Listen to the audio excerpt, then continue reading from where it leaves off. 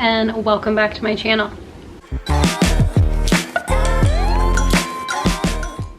So today I will be showing you guys how to spend a day in the Twin Cities, where to eat, what to do, and what you need to see on a quick casual day. It's not going to be like tourist attractions. This is more for somebody that lives in the area and just wants a day of like fun activities, or a day out, a date day, or if you're hanging out with friends or family. So come along on the journey.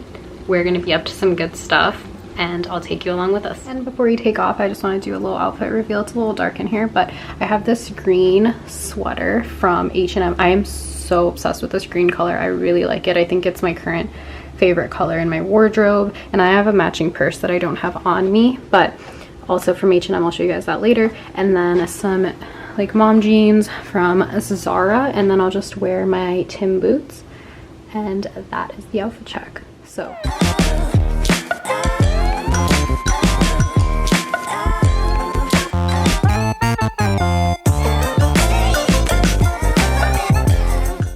we took a quick little detour before our restaurant reservation. We stopped at France 44, which is like an artisanal, like it has an a liquor store, and then it also has like a wine, like a cheese and meats shop. So yeah, this is a really good place for like gifts, or even to just like walk around and see all the cool stuff they have. Their grocery shop is really cool.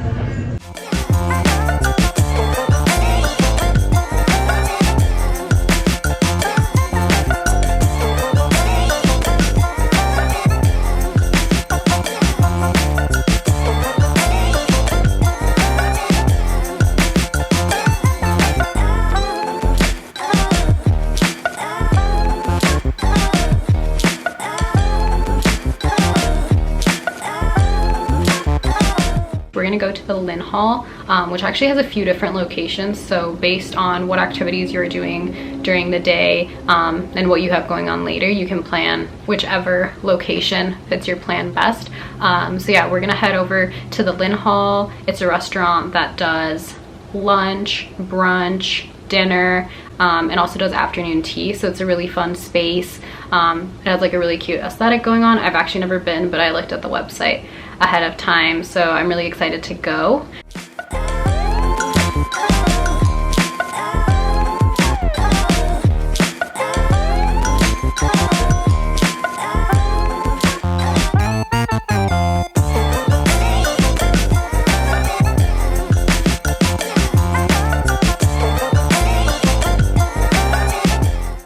And just a little bit more about the Lynhall. It is a European market inspired restaurant, so it has kind of like an open air feel, and it's kind of like a gathering space, a restaurant, like a mixture of a few of these things.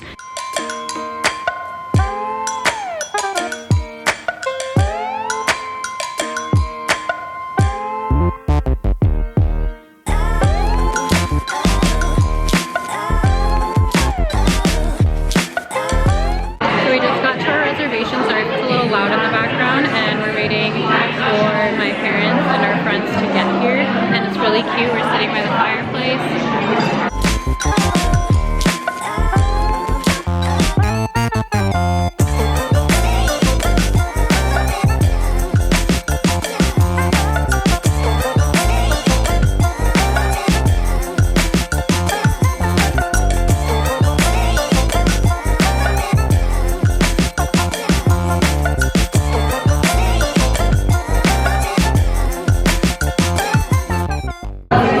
So this is the roasty bowl. Dylan got the shakshuka, a side of cola.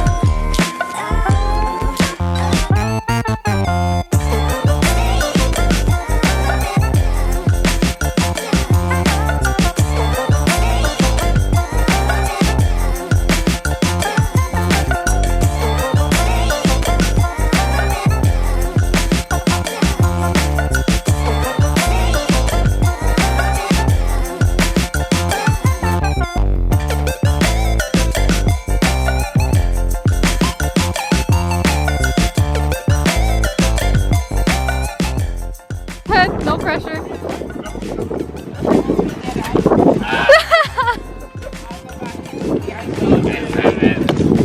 So to be honest, the maze was a little underwhelming and a little expensive. And we finished it in about 15 minutes, including time for pictures, but now we're gonna go to the Vikings Museum and gift shop.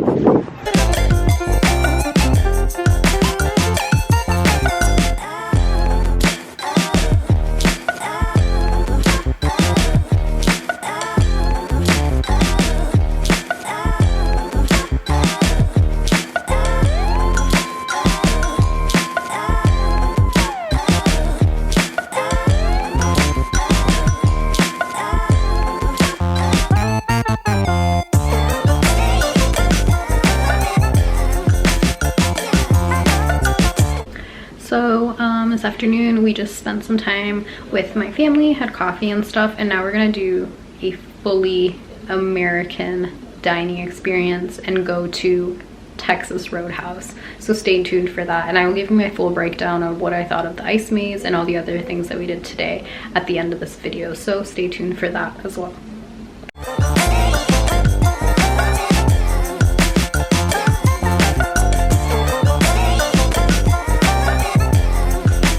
Hello, outfit change. It's Yana from the future. I forgot to film an outro, so I am doing that right now. So I'm going to give you a quick breakdown of the day, of a fun day in the Twin Cities filled with wonderful winter activities, and tell you what I think was worth it and what might not be quite as worth it.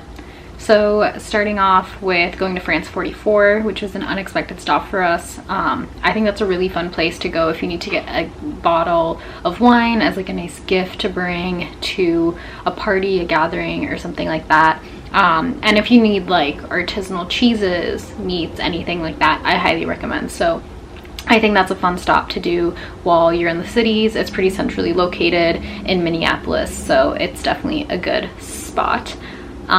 And then moving on next to the Lynhall, I think their brunch menu was absolutely delicious. They had a lot of good choices. They had healthy things.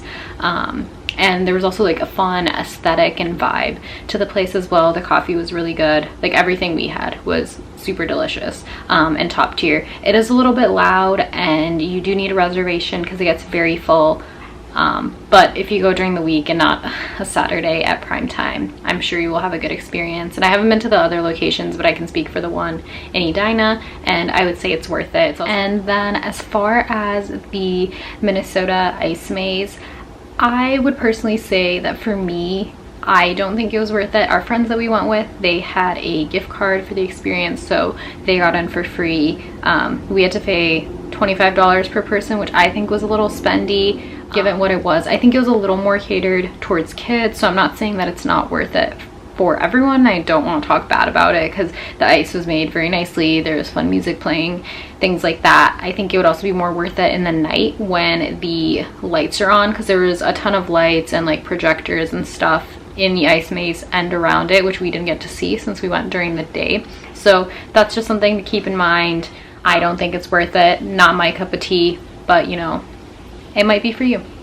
And then after that, we went to the Vikings gift shop, which the Minnesota Ice Maze is on like the Vikings training facility property. So we went to the gift shop. That was a fun experience. I hadn't been there before. I hadn't been to the training facility. It was just cool to walk around. I'm not like a huge Vikings fan or anything. And there was also a museum, a Vikings museum that we just didn't go into. And you do have to pay for that, but the gift shop's free to just walk in. And then for our final activity of the evening, we went to Texas Roadhouse for dinner, which honestly, my review of Texas Roadhouse, I haven't been there in years. It was a lot of food for very cheap. So I'm gonna be completely honest, like it's not like the highest quality steaks or the highest quality food in the world, but for like $10 to $15, you can get a ton of food. Like you would definitely have leftovers. I also love their Caesar salad, so I always get one of the mains that gets 2 sides. Love their Caesar salad. I think it's one of the best in the game, which is a really weird thing to get at Texas Roadhouse. Their baked potatoes are fire, so good. And then I got like the pulled pork dinner, which is very good. And then if you're a steak fan, they also have steak and things like that. I don't need to tell you guys about Texas Roadhouse, but honestly, if you want a cheap meal that will get you full, the Texas Roadhouse is the place to go. That is kind of my summary of the day and everything we did, what I thought about it, and my reviews. Let me know if you've gone to these places and what your experiences have been down below in the comments, and stay tuned for more vlogs. Thank you for watching, and don't forget to like and subscribe to my channel if you haven't already.